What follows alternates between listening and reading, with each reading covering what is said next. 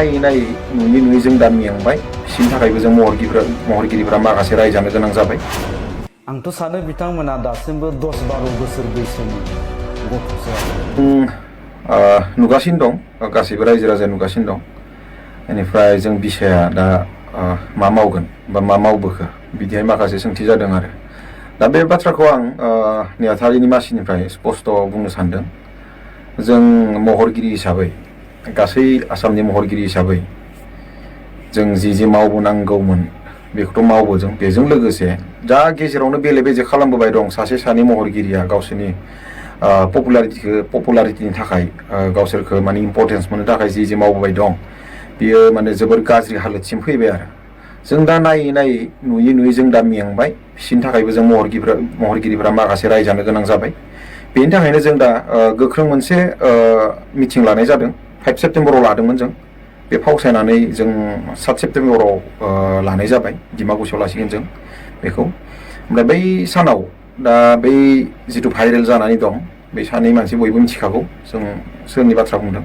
दा बिसोर सानैनि सायाव गोख्रों मोनसे डिसिसन अपेन डिसिसन लानाय जागोन आरो जोंनि एग्जिकिउटिभ मिटिङाव। दा बै डिसिसन खालि मा डिसिसन जायो बेखौ नोंथांमोना नेनानै थादो। बे डिसिसना पाब्लिक जागोन आरो बेयो रायजोनि गोजोननाय मोनसे डिसिसन जागोन आरो जोंनि महरगिरिफोरनिबो मोनसे गोजोनथाव डिसिसन जागोन होननानै आं दिनै फोसावो। आं खिन्थु मुंखौ लानोसै आरोखि जिहेतु लेटेस्ट नैबे सोलिबाय थानाय निफ्राय ससियेल मिडियायाव ओंखारबाय थानाय खोथाखौनो बुंदों गेमस्रि आरो जेम्सनि खोथाखौ बिसोरनि जा एक्टिभिटिस सिगांनिफ्राय नुबोबाय थानाय हिसाबै आंथ' सानो बिथांमोना दासिमबो 10-12 बोसोर बैसोनि गथ'सो आरोखि दा बिथांमोना जि माबा खालामबाय दङ दा बेखौ लानानै जोंनियाव माखासे कुइसन सोङो माखासे खोथा बुंहरो माखासे जोंनि जिथु माबा फेसबुक माने मेसेन्जार इनबक्सआव वाट्सएपनि माबायाव ओरैबायदि माखासे जोंनि माखासे उन्दै गथ'फोर इयुन जोलैफोर दानि समाव जिहेतु सोरबा क्लास 8, 9, 10 आव फरायनाय गथ'फ्राबो बे ससियेल मिडियाखौ बाहायो। दा बेवहाय माखासे बिसोरनि सायाव माखासे गोहोम गोग्लैदों होननानै गोबाङानो बुंसोलायदों आरो आंबो बेखौ सानदों। दा जियानो जा खोथाया जाबाय मा खुला खुलिखौनो बुंबाय गाज्रि मोनबाबो नोंथाङा सोंनायनि थाखाय खिन्थु आंहा बुंनो गोसो गैयामोन बेखायनो सिरियै दंमोन आं रायजोफोरा मिथिनो लुबैदों। खिन्थु आं मोनसे खोथाखौ बुंनोसै। खोथाया जाबाय मा दिनै गेमस्रिनि जिथु माबा जिथु स्टेटास होबाय दङ बेफोराव आं हाबनानै नायबा नुबाय गोबाङानो मोजां गाज्रि बहुतथा खोथा बुंदों गाज्रिबो बुंदों बहुतथायानो। बेनिफ्राय बिनि जिथु इउटिउब चेनेल बे चेनेलनिफ्राय 20+ बे साननैयाव आनसाबस्क्राइब जादों। हयथ' नोंथांमोनाबो नोजोर होदोंबा नुदों खोमा। रासुआ माखासे प्रग्रामफोर बिसोरखौनो लानानै थाङो बिसोरखौ चिफ गेस्ट खालामहैयो नङा होमबा बिसोरखौनो चिफ गेस्ट खालामहैदों आरो बिसोरो थाङोब्लानो ओरैबायदि लोब मानसिफ्राबो फैयो। दा खोथाया जाहैबाय मा जुदि बेबायदि जादोंब्ला दिनैनि दिनावहाय बैसोरखौ गाज्रि मोननायनिबो खोथा फैनो नाङा नंगौ नाङा बिसोरनि थाखाय जोंखौ बुंनांगौनिबो खोथा फैयामोन। अब्ला सोरलाय होखो बिसोरो बेबायदि खालामबाय थानायनि उनावबो बिसोरनि बिराद फेन दङ।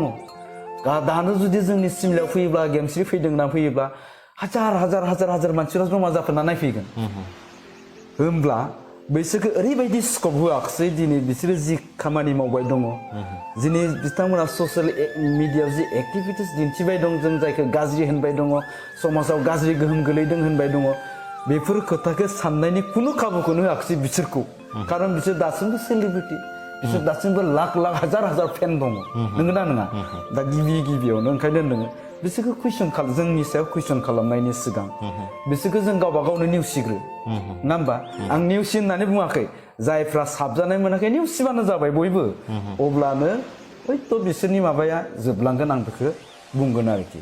दा एसे नोंथाङा होनबाय आंखौ सासे बर' सावथुन मुलुगनि गार्जेन आं गार्जेनखौनो होननानै लाबाय जुदि गार्जेन होननानै नोंथांमोनहा बुंबायब्ला आरो जुदि गार्जेन होननानै सानदोंब्ला सोरबा जेम्सआबो सोरबा गेमस्रियाबो आं बिथांमोनखौ खावलायगोन आरोखि जिहेथु नोंसोरो मिचुर जाबाय नङा होमबा उन्दै गथ'थ' नंला हिसाबै एक्सुवेलि बेफोरबायदि उन्दै गथ'नि आखलखौ ससियेल मिडियायाव दिन्थिबाय थानायनिफ्राय जानगाराव थानो थाखाय आं बिथांमोनखौ खावलायगोन।